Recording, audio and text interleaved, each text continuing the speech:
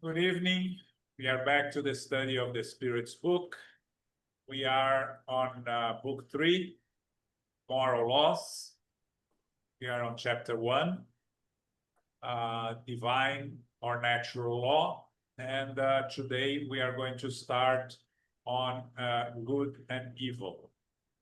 So we are going to start on question 629. Philip, you can do the honors for us. Certainly. How should moral law be defined? Moral law is the rule for acting rightly, which may be understood as practically distinguishing between good and evil. It is founded on the adherence to God's law. Humankind act fairly and properly when good is the ultimate goal and rule of action, which is acting in compliance with God's law. So, the definition of moral law, which is a natural law, is the rule for acting rightly, meaning understanding the difference between good and evil and practicing good. Of course, we are going to discuss further the differences, the knowledge of good and the differences between good and evil, which is the subject of this item. But if we follow, we studied last week that God's law is imprinted in our conscience. So if we follow God's law, we are most likely doing good, right? If we rightly follow God's law, if we follow God's law, for certain, we are practicing good. But let's go for the next one where we are going to distinguish between good and evil. 630. How can we distinguish between good and evil? Good complies with God's law, and wickedness diverges from it. Therefore, to do right is to comply with God's law, and to do wrong is to violate that law. Yeah, so every time we deviate from God's law, from the natural law, we are on the wrong path.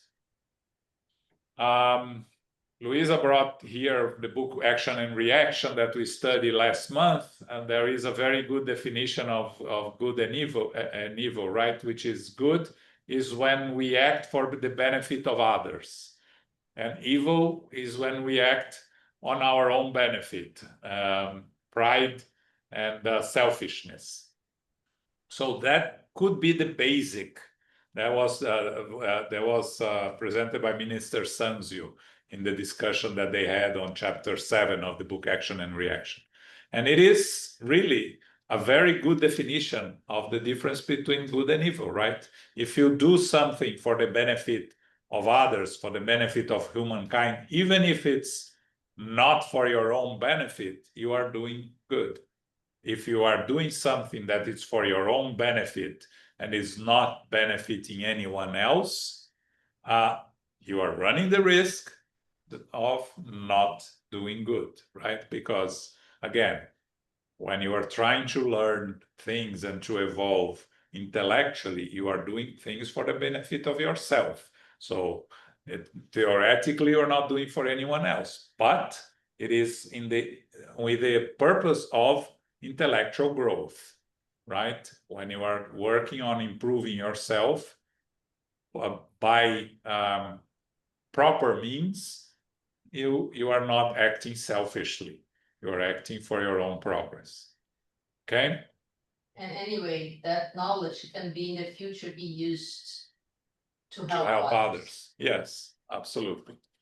I was presenting the book Consoler on last Saturday to the Spiritus Society of Baltimore, and one of the things that Emmanuel tells us is before you go out and start proselytizing Spiritism, try to educate yourself before. So in order to educate yourself, you need to focus on yourself.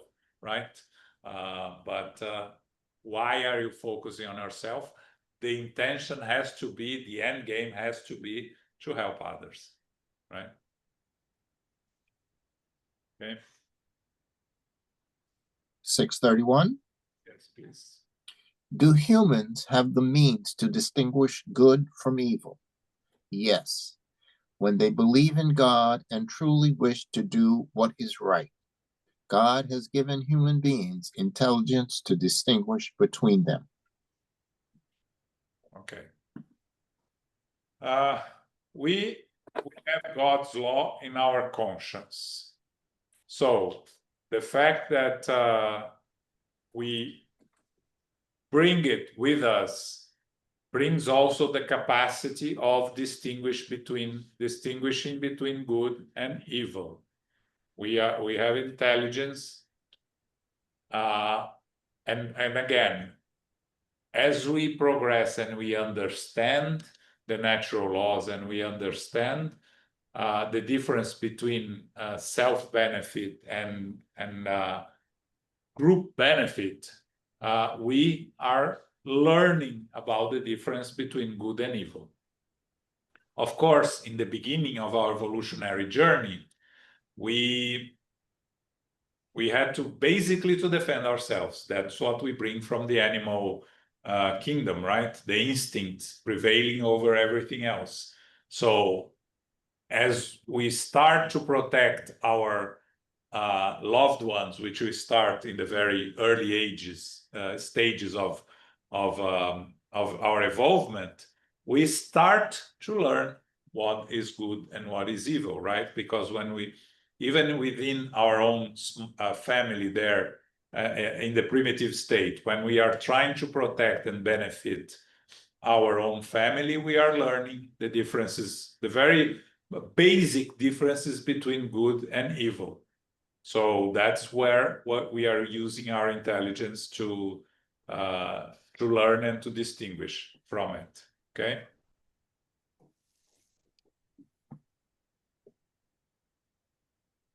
(632) Yes.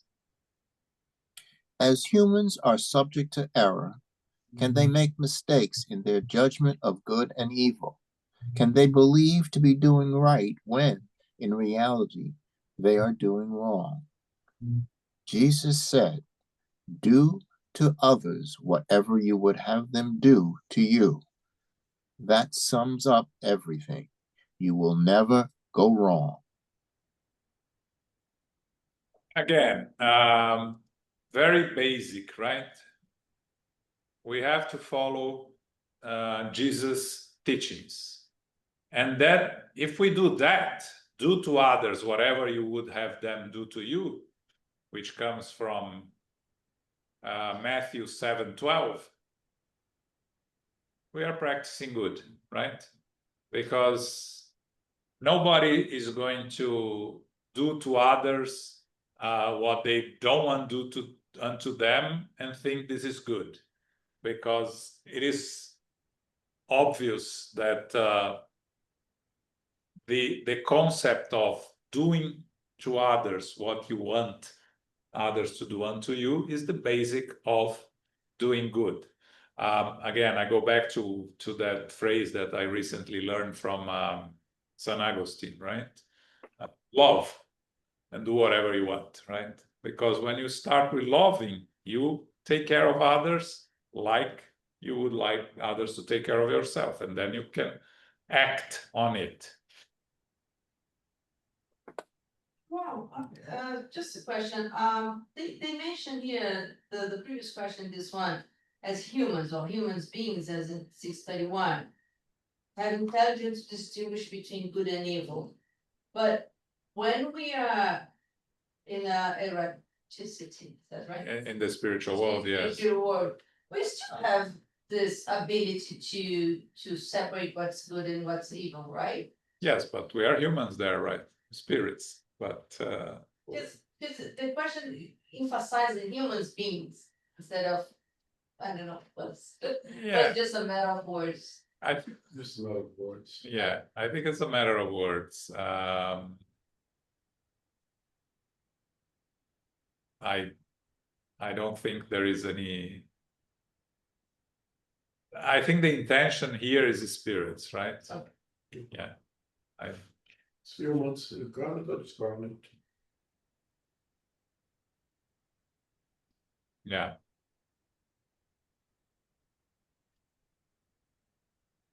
Okay. 633. Yes. We cannot apply the rule of good and evil, what we might call reciprocity and solidarity, to the personal conduct of human beings in relation to themselves. We can find the rule of conduct in natural law along with a safe guide. Or can we? When you eat too much, it harms you. Well then, that is God letting you know what is necessary for you, and when exceed that measure, you are punished. It is the same with everything else. Natural law establishes the limit of each person's needs, and when the limit is exceeded, the resulting suffering serves as atonement for the infraction. If humankind listened to the voice that says enough, they would avoid most of the troubles and misfortunes that they blame on nature.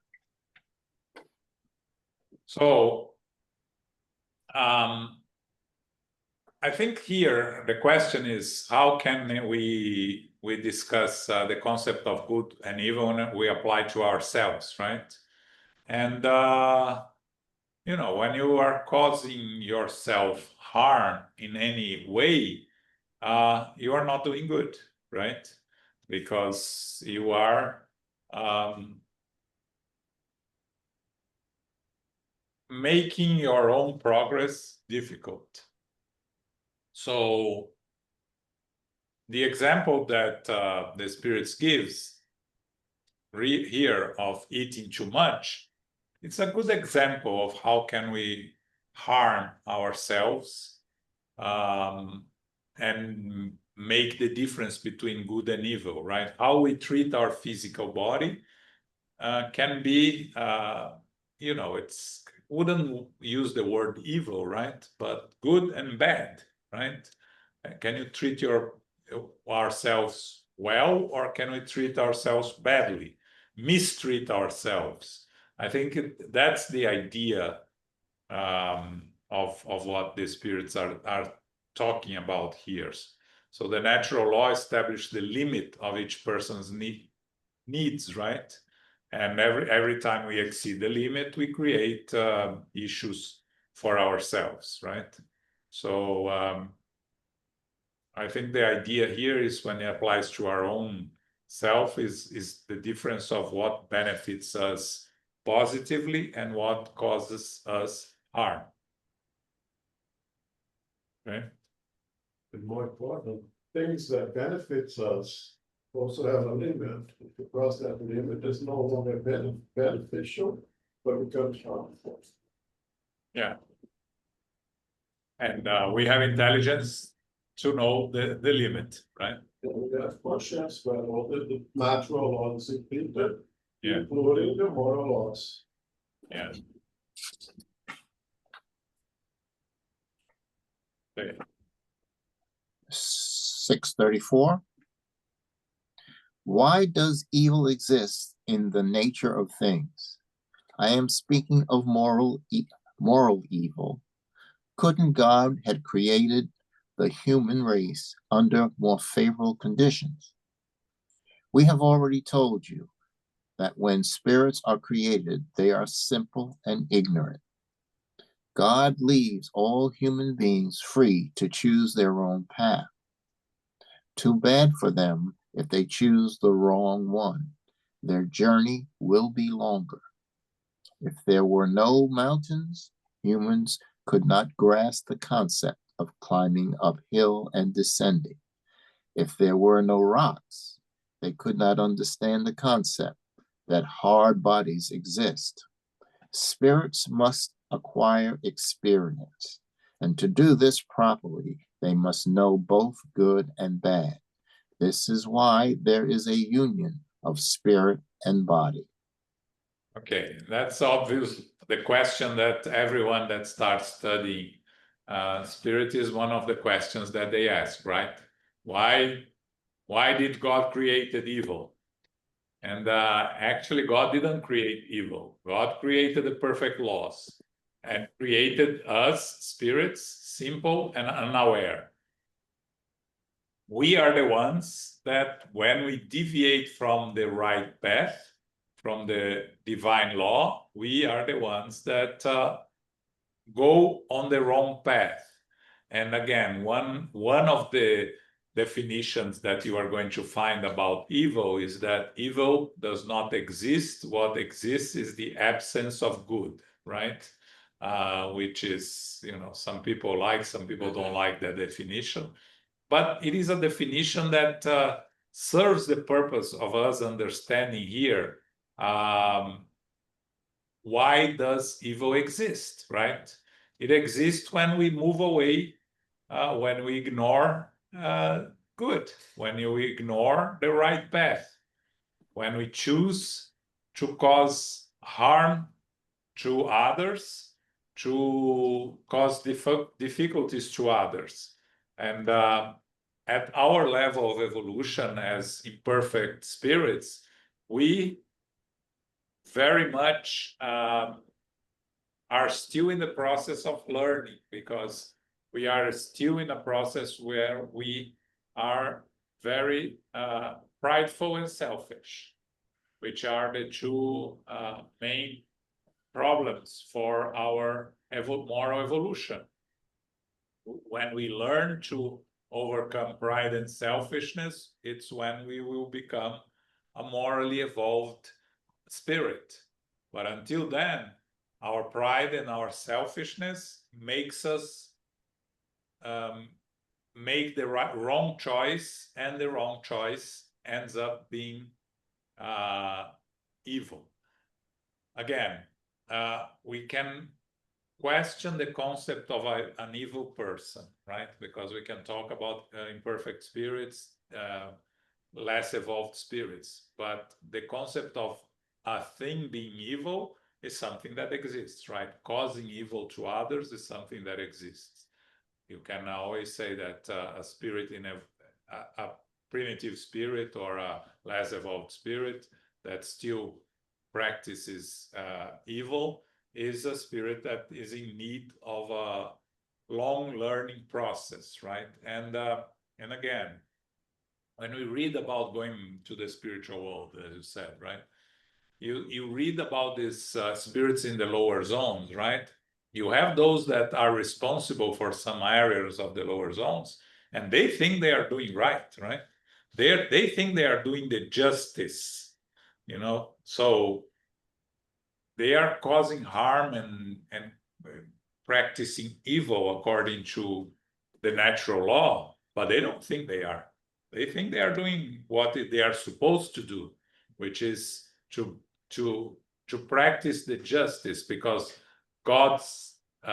they are working in the name of God to practice justice. It's a misguided vision of the natural law, but they don't think that they are doing evil, right? Sorry? Again, not serious. Yes, yeah, exactly.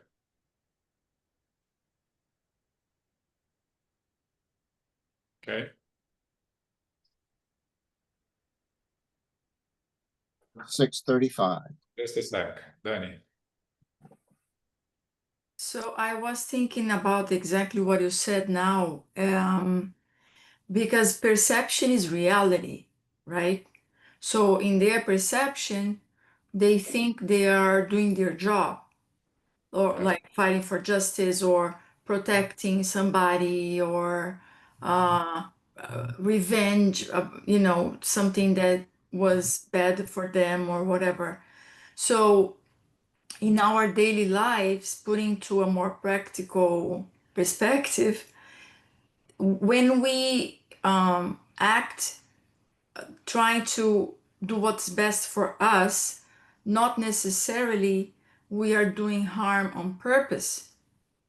So, but under our perspective, I think I'm doing right because I'm trying to meet my needs, or I'm fighting for my interests, right? Why I would be thinking about everybody's interests.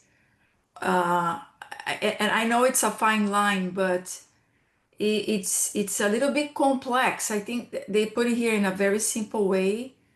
It is the God's law, natural law, but it's not that simple, at least Yeah. under my view. Yeah, but again, it goes back to what we discussed, right? Whenever you are doing something for the benefit of others, you are doing good, right? Now, benefit of others, real benefit of others, because sometimes you are doing something for the benefit of a few and causing harm to others. That's not real good, right? When we're doing for the benefit of others instinctively. When you are doing things for the benefit of yourself to the detriment of others, you're not doing good. The definition is simple, right? But of course, there is 1,000 gray areas there that you are going, because at our level of evolution, we're still struggling with a lot of the moral and even ethical questions, right? The difference between moral and ethical also. But you know, if you follow the basics, which is do to others what you would like others to do unto you, to others instinctively, not to others in your family, to the detriment of your neighbors, because that's the you know, the hardened criminals, they do the things for the benefit of their families. But you have to do for the benefit of others instinctively, even if it's not for your own benefit. That's the true definition of doing good.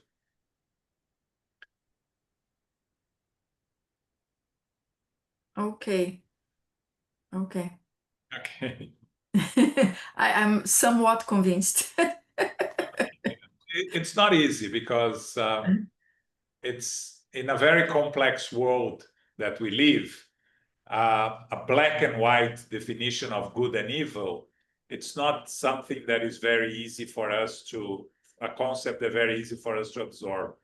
We have to think about it, but it challenges us. We have to reflect on it. I think it's important for us to reflect, to understand the concept of the full concept of goodness and the concept of evil, in the sense of how does it apply to our actions, right?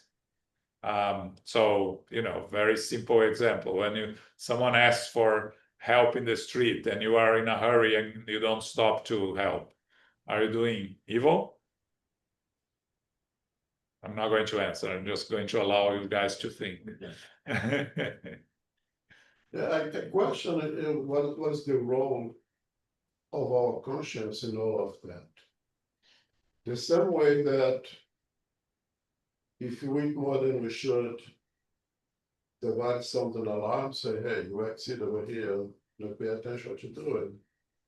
But the moral issues also, I think our conscience sends an alarm if you listen to it. So in every action that we take, if we start questioning, or if it's something questioning, probably you should know, stop, take a good look at it.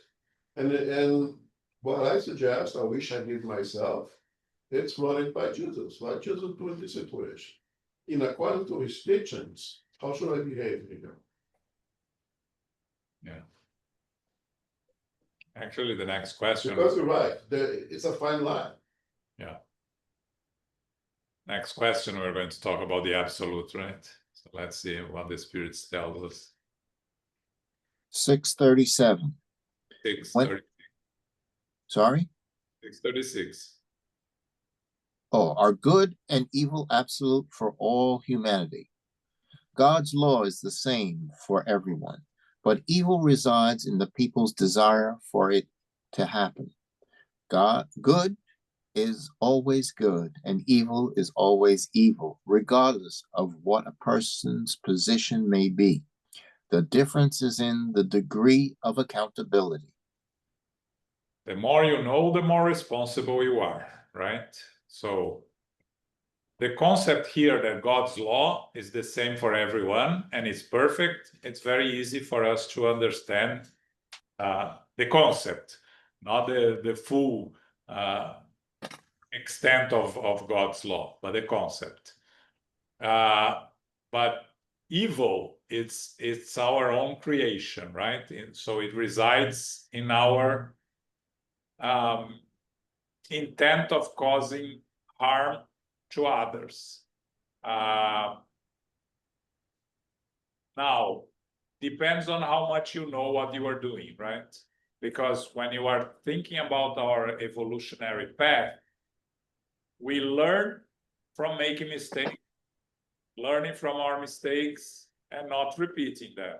So what the Spirit tells us that we create karma, we create atonement when we know something, we do it wrong anyway, then we create a consequence for ourselves. So if we don't know what we are doing and we make a mistake because we never faced the situation before, you don't create a responsibility in the sense of a karma because you didn't know better, right? It's the degree of accountability. Now, you know, you cause harm to someone unaware of what you are doing. You have very little responsibility. You cause harm to a second person knowing exactly what you are doing, then you have what they say here, the degree of accountability. Then you are responsible for what you are doing. Now, when you do the first error and you look at it and you see that it caused harm to another person, you can think and reflect on it. That's not the right way to do it, and you change how you are going to behave towards another person in the same case, right? Again, as Danny said here, it's a fine line, but it is our evolutionary path. When we are created simple and unaware, we are going to make a lot of mistakes. But if we learn from those mistakes and do not repeat them, we continue evolving. We continue evolving, not creating karma for ourselves. The problem is that selfish and pride enters into the picture, and we start making mistakes over and over again, and then we create those karmas and create those problems for ourselves. Okay.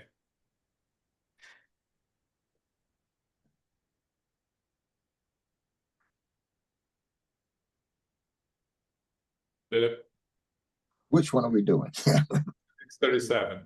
Okay. When less evolved spirits give in to their instinctive drive to eat human flesh, are they guilty? The essence of evil lies in the will. Therefore, humans are more or less guilty according to the awareness of their own actions. Circumstances give good and evil a relative seriousness. Humans often commit faults that are reprehensible as a consequence of the social positions in which they are placed. Their accountability is proportionate to the means they possess of distinguishing between right and wrong. Therefore, enlightened individuals who commit minor injustices are more culpable before God than less evolved spirits who surrender to their instincts. Okay, so here it's a good question, right? Because he's talking about cannibals, right? Are they doing evil? Well, they are surrendering to their instincts, like Kardec says here, right? They don't think that they are doing something wrong. As they progress and they learn not to cause harm to their brothers and sisters, if they continue doing it, then they become guilty of the responsibility. So the essence of evil lies in the will. So we are more or less guilty according to the awareness of our own actions. And again,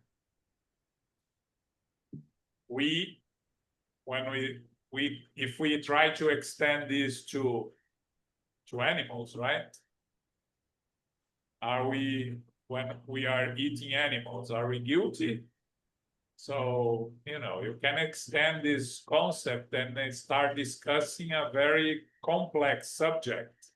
But again,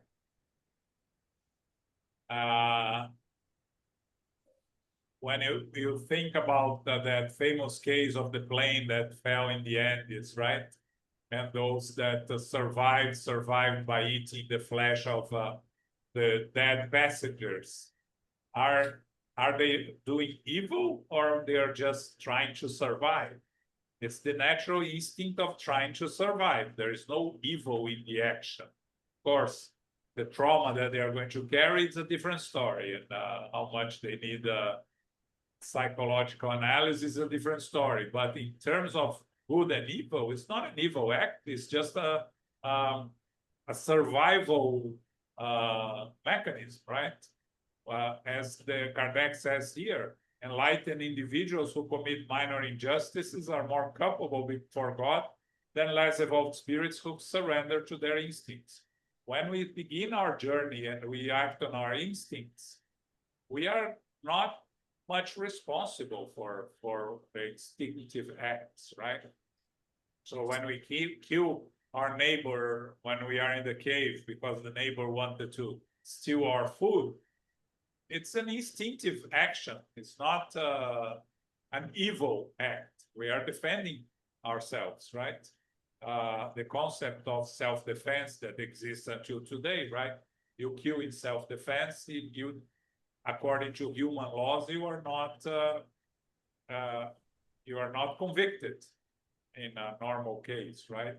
In the natural law, when you talk about what the spirits teach us also, that if you kill someone in self-defense, you are not responsible if your intention was truly to defend yourself. And then it's where our conscience enters again, like I almost said, and goes into play, right? Did we really kill in self-defense because that was the only way we could avoid being killed? Or there is more than that? And again, only our conscience can deal with that, right? Okay. 638. Yeah. Evil sometimes seems to be a consequence of circumstances. For instance, in some cases, even the killing of a fellow creature is necessary. In such cases, is God's law violated? Evil is still evil, despite being necessary. This necessity fades as the soul becomes purified by passing from one life to another, and human beings are all the more guilty when they do wrong because they more clearly understand the character of their actions. Okay, so evil is always evil, but our understanding of evil and our knowledge of evil changes as we evolve. The more we evolve, the more responsible we are for committing evil acts.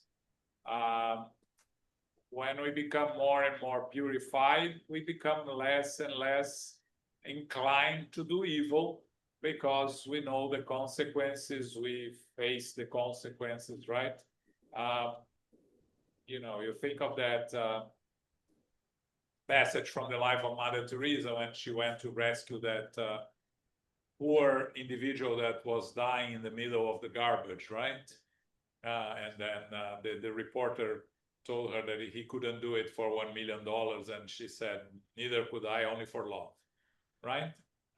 It's something that is part of who she is. It's an evolved person cannot commit an evil act because of their, it's not who they are anymore, right? we are still at the stage that we need to control our inferior impulses, to control our inferior tendencies, because we are still capable of doing evil. We are still capable of committing evil acts if we don't control ourselves. But again, it goes in the evolutionary process. Our understanding of what's good and what's evil is the first step to try to avoid doing evil. Because if we are not aware of the difference, or we don't care about the difference, which is a problem that many people face, then we are responsible. But as we become aware and we become self-conscious of our necessity to overcome our inferior tendencies to progress, we are going to start fighting against our evil tendencies until we overcome the tendencies, and then we're not going to be tempted, because it's no longer who we are. It's the comparison I make to physical things, right? If you have an addiction and you overcome the addiction and you fight against it, in the beginning you are fighting against it, you are tempted. Once you fully overcome, that may take more than one incarnation, you will no longer be tempted to it, because it's no longer a part of you, right? You speak with people that used to smoke, and there are those that after 20 years quit 20 years ago, and still every time they are around a cigarette, they feel the impulse. And there are people that quit 20 years ago and are around the cigarette, they cannot even stand the smell, right? So you can offer them a cigarette.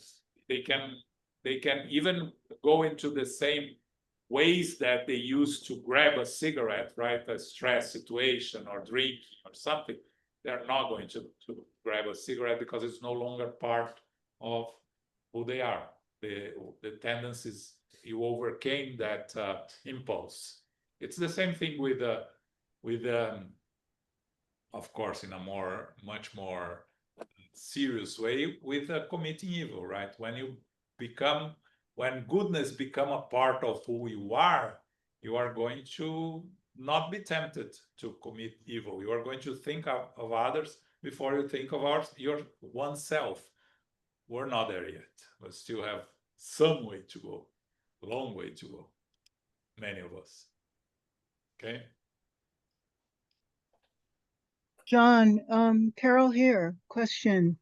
Yeah, what about an individual who may be in the military? Perhaps they're doing reconnaissance, or they're behind a computer screen doing work via drones, in which they are actually targeting people, civilians perhaps. It's a little bit detached, but nonetheless, they are killing. How would that fare for the individual? Perhaps they have an aversion to it, but they're, I guess, by law doing it, or by conscription are doing. Yeah, again, depends on Difficult. Yeah, depends on your intention, right? If you nowadays you volunteer for those jobs. So if you volunteer for those jobs and you are going to have to cause harm to others, it's a conscious choice that you are going to make, and you have responsibility for the consequences. If you are in the places where you are forced to serve in the military, and then you go and have to fight and kill the enemy, your responsibility is much less, right? So you think of the war, some wars that are happening in the world, that your country is invaded, and they force you to serve because there's the only way that you can defend your country. The responsibility is much smaller, right? And we study war in the Spirit's book later, when we going to study law of destruction. the Spirit tells us that if you are doing your duty and you are not abusing your duty, the responsibility is very small. There is always responsibility, but it's very small. The problem is when you are abusing what they give you. So you are given a machine gun to defend yourself, and you go there killing civilians because you just want to kill. Then you are creating a responsibility for yourself, right? You are doing evil on purpose. So again, it's a lot of gray areas there, but it goes back to the intention, right? I think they asked in the very first sentence, evil is still evil despite being necessary. Yeah, that's true. Yeah. Oh, thank you. Thank you very much. Okay, Philip. 639. The wrong we do is often the result of our position that has been determined by others. In such a case, who should be held mostly accountable? Those who are the cause of the wrongdoing.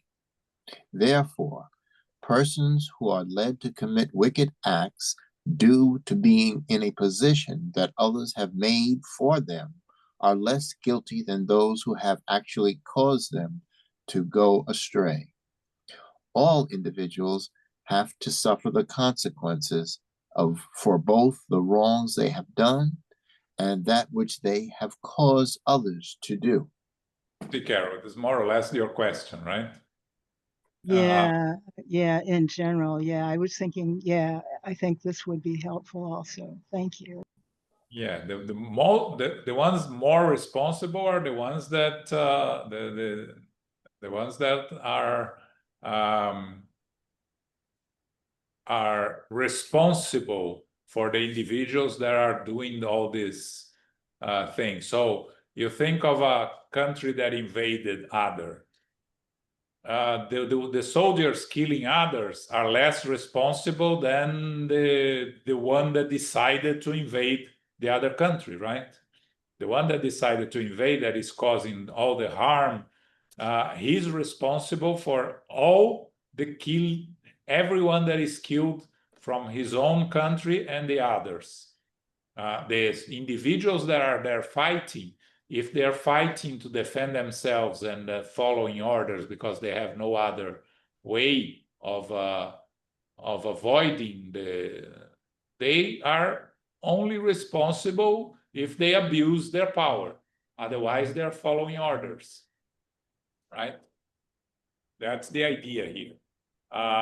Individuals have to suffer the consequences for both the wrongs they have done and the ones that they have caused others to do, which becomes even more complicated. So you can imagine throughout history how many individuals are responsible for the death of so many, and the consequences are very serious. And we read in the Spiritist books these stories of individuals that have been struggling in the lower zones for centuries because of the acts they have committed and made others commit.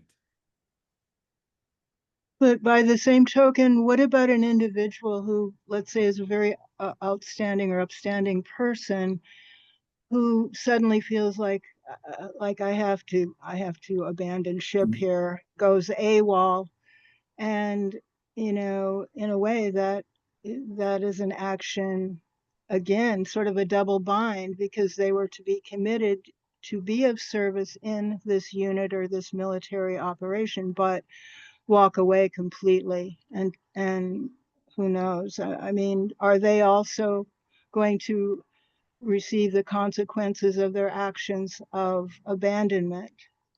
Well, of duty? Yeah, you have to differentiate there between human consequences, right, and spiritual consequence. Because if you consciously refuse to be sent to war because you are against war, and in doing that you have to leave your country and search for exile in a different country.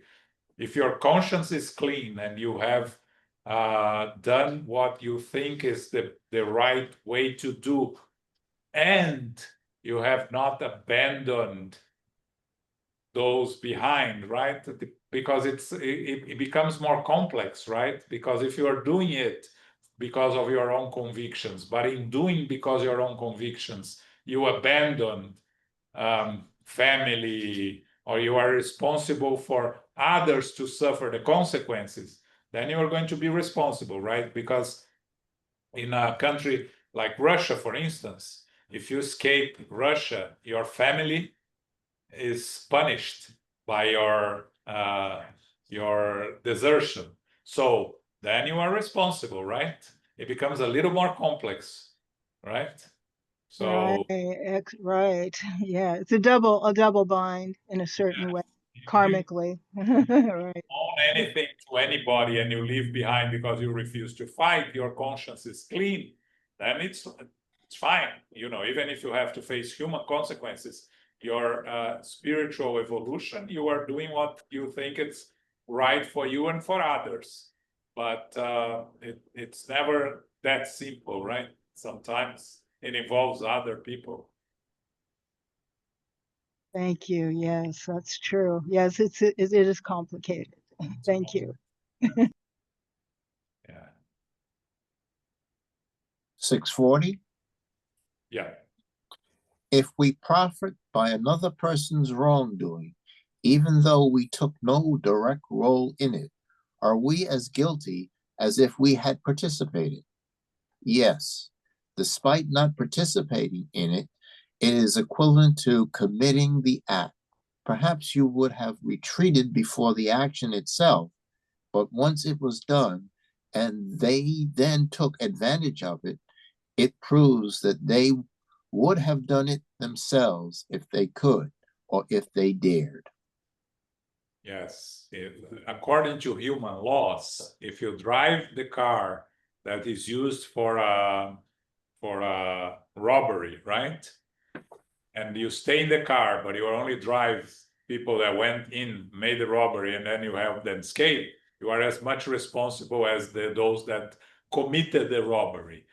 So human laws are like that, and human laws are a bad copy of the natural laws of the divine laws. So if you are participating indirectly in something wrong, you are also benefiting from it. You are responsible. Again, the degree of responsibility according to your knowledge and your evolutionary conscience, right? But it goes a little bit further, right? If you know that someone is committing a wrongful act and you don't do anything about it, you're part of it, right? You are indirectly responsible.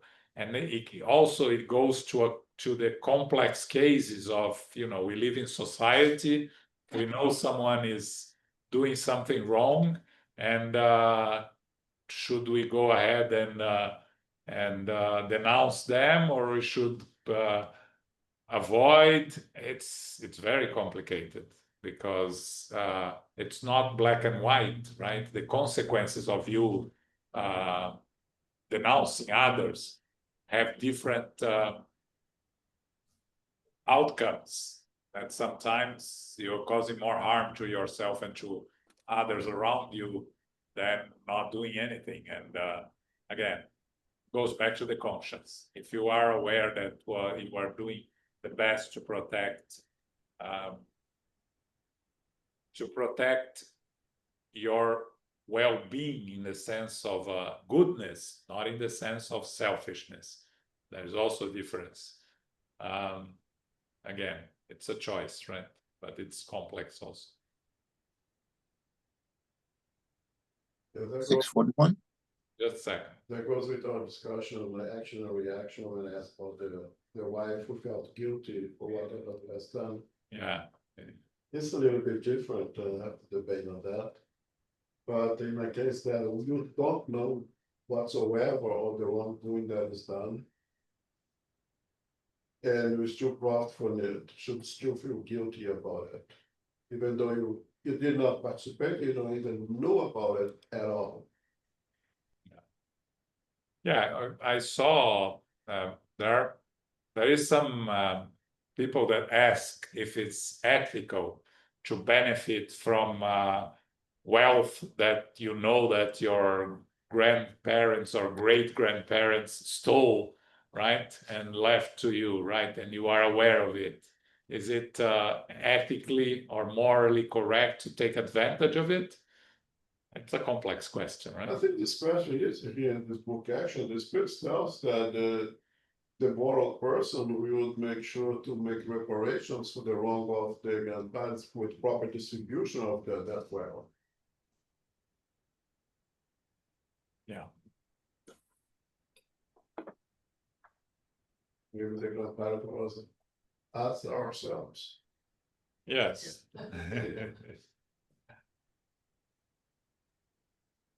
641.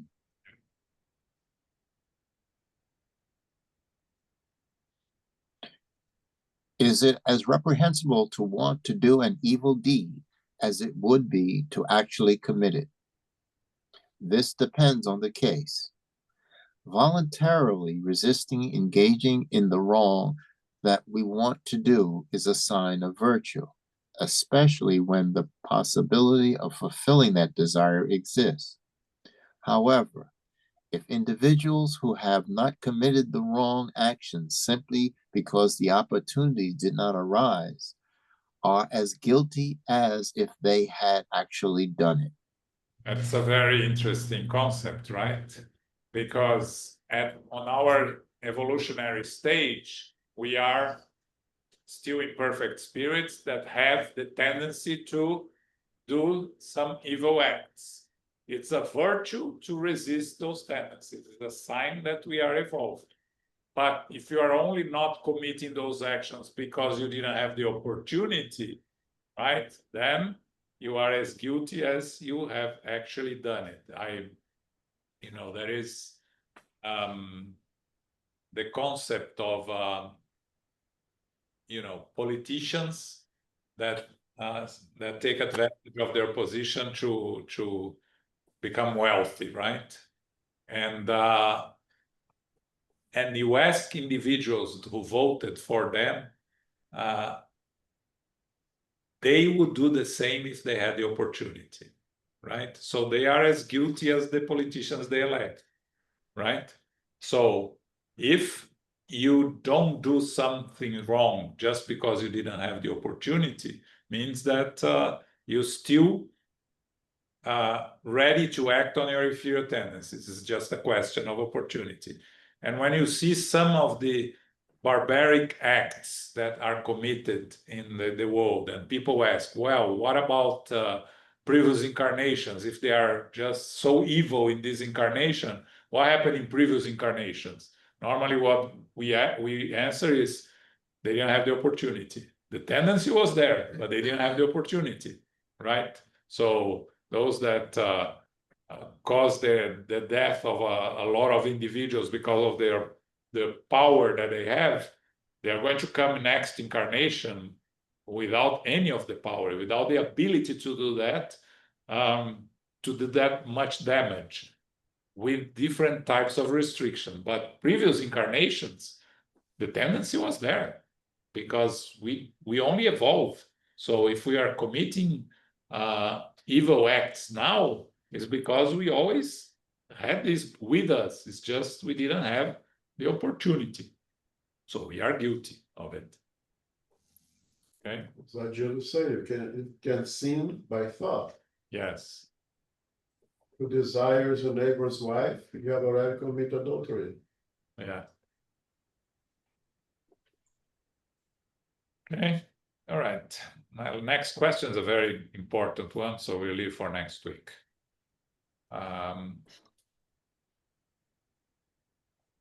We're going to stop here. This this Saturday, we have a lecture by Yuri Castro from the Conscious Living Spiritist Center in Florida. And he's going to talk about I forgot the subject. Yeah, I don't have the email here.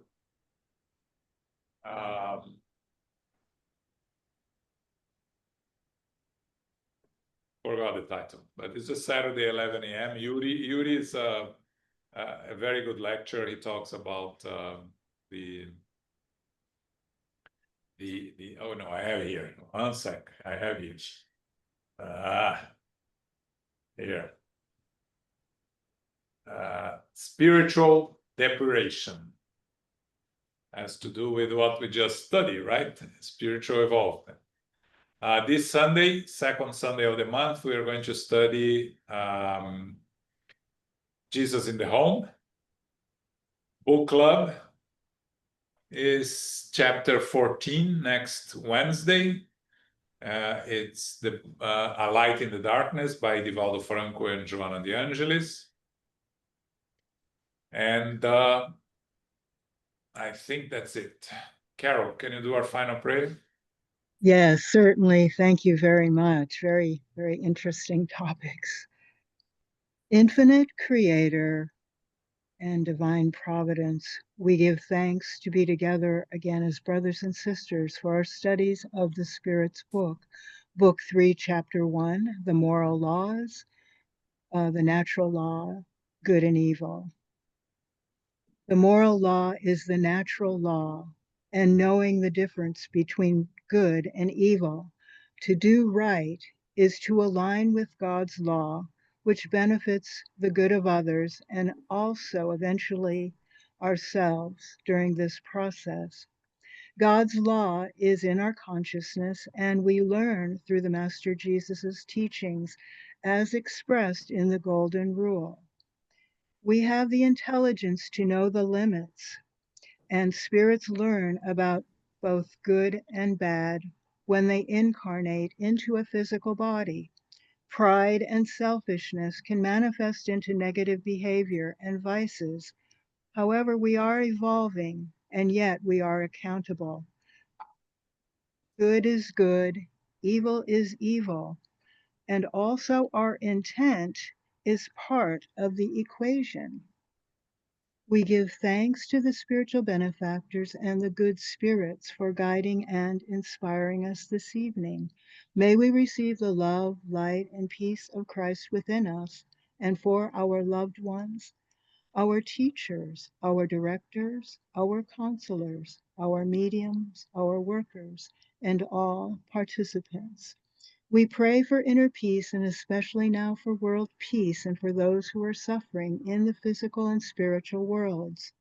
We pray for our center, SGNY, and all spiritist centers throughout the world, that they may grow, prosper, expand, and be protected throughout the day and throughout the night.